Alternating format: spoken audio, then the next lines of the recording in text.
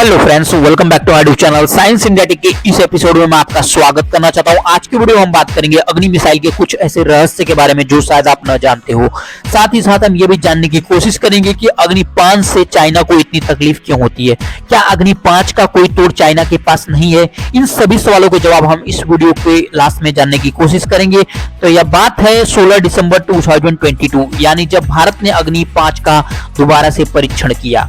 उसने देखा कि अग्नि 5 की रेंज में चाइना के मिडिल ईस्ट एरिया, यूरोप के कुछ देश और पाकिस्तान समेत तुर्की अब भारत के अग्नि 5 मिसाइल के रेंज में आते हैं। यानी कि आसान सी भाषा में कहा जाए तो इन सभी देशों को मात्र 5 से 10 मिनट में ही अग्नि से टारगेट किया जा सकता है। इस मिसाइल को उड़ीसा के एपीजे अब्दुल कलाम आइलैंड से लॉन्च किया गया था और यह मिसाइल ऑस्ट्रेलिया के साउथ ओशन में जा गिरी थी। लेकिन सवाल यहाँ यह है कि आखिर इस मिसाइल का लॉन्च करना इतना जरूरी क्यों था? जैसा कि आप लोग जानते ही होंगे कि चाइना लगातार अरुणाचल प्रदेश में चढ़ाई करते पर तुला रहता है, तो ऐसे में चाइना को यह दिखाना जरूरी हो गया था, इसलिए इस परीक्षण को एग्जीक्यूट किया गया। बेसिकली हम देखें तो अग्नि 5 को चाइना के लिए ही डेवलप किया गया है। इसकी अग्नि 5 की रेंज में बात कर ली जाए तो चाइना के बड़े बड़े शहर जैसे शंघाई हो गया, बीजिंग हो गया, ये सब बड़े शहर जो है अग्नि 5 के रेंज में आते हैं। यानी कि पलक झपकते ही पूरी तरीके से यहाँ पे खत्म किया जा सकता है।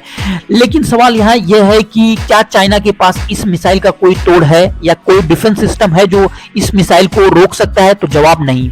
अगर चाइना अपने किसी रडार से इस मिसाइल को डिटेक्ट भी कर लेता है तो इसे काउंटर नहीं कर सकता। अग्नि 5 एक आईसीबीएम मिसाइल है जिससे कि कुछ चुनिंदा देश ही आईसीबीएम मिसाइल को डेवलप कर पाए हैं, जैसे में हो गया यूएसए हो गया, रशिया हो गया, चाइना हो गया, फ्रांस हो गया, या कह सकते हैं कि नॉर्थ कोरिया हो गया। तो ये सब देश हैं जो कि आईसीबीएम टेक्नोलॉजी को अभी तक बना पाए हैं, जिसमें से एक भारत भी है। लेकिन शायद आपको पता नहीं होगा कि अग्नि 5 जो है, हमारी अग्नि 5 है, वह मात्र 50 करोड़ की प्राइस में ही इसे बनाया गया है, जो कि बहुत ही इफेक्टिव कॉस्ट है। वहीं बात कर ली जाए, इसकी तुलना कर ली जाए चाइना के हाइपरसोनिक मिसाइल से बात कर ली जाए तो चाइना की हाइपरसोनिक मिसाइल की बात कर ली जाए तो चाइना के पास जो हाइपरसोनिक मिसाइल है उसकी स्पीड की बात कर ली जाए तो वह 5 गुना है ध्वनि की चाल से, यानी कि कह सकते हैं कि साउंड से 5 गुना ज्यादा तेज है। वहीं अग्नि 5 की बात कर ली जाए तो साउंड से 24 गुना ज्यादा तेज हमला करने में यह सक्षम है। यानी कि आसान सी भाषा में कहा जाए तो कोई रडार इसे ट्रैक भी कर लेता है तो इस मिसाइल को इंटरसेप्ट करके काउंटर करना बहुत ही मुश्किल है। हालांकि भारत इसका उपयोग अपनी आत्मरक्षा के लिए करेगा, मतलब अगर चाइना कुछ हमला करता है तभी भारत इस मिसाइल का उपयोग करेगा, अन्यथा नहीं करेगा।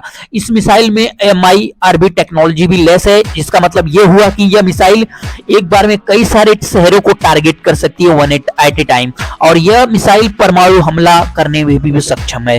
कई देशों का कह सकते हैं, कई देश तो ये भी मानने को तैयार नहीं है कि भारत की अग्नि 5 की मिसाइल की जो रेंज है वह 5000 किलोमीटर है, बल्कि उनका कहना यह है कि भारत यह रेंज को छुपा रहा है और अग्नि 5 की जो एक्चुअल रेंज है वो 8000 किलोमीटर तक है। वहीं लॉन्च टेक ऑफ लॉन्च की वेट, मतलब लॉन्च का वजन की बात कर ली जाए तो 50,000 केजी तक इसका लॉन्च वेट है।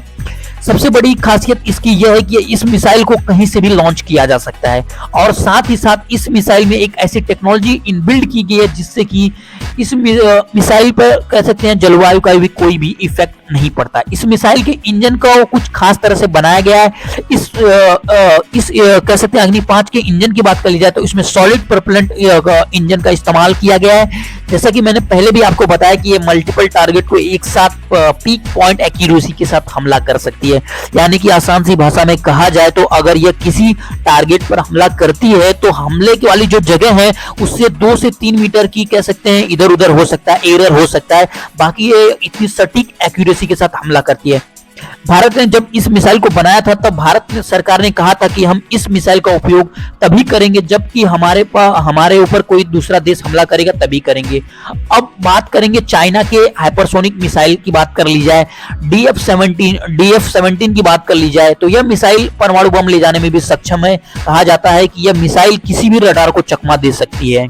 यानी कि आसान सी भाषा में कहा जाए तो अगर यह चाइना की यह मिसाइल भारत को ही नहीं बल्कि यूएसए को भी मिनटों में तहस नहस कर सकती है। लेकिन 2021 में आई रिपोर्ट के मुताबिक चाइना जब इसका परीक्षण किया था तब यह मिसाइल कह सकते हैं अपने टारगेट से भटक गई थी, और यह दूसरी बात यह है कि यह 40 किलोमीटर तक ही ट्रेवल करने के बाद यह ब्लास्ट हो गई थी।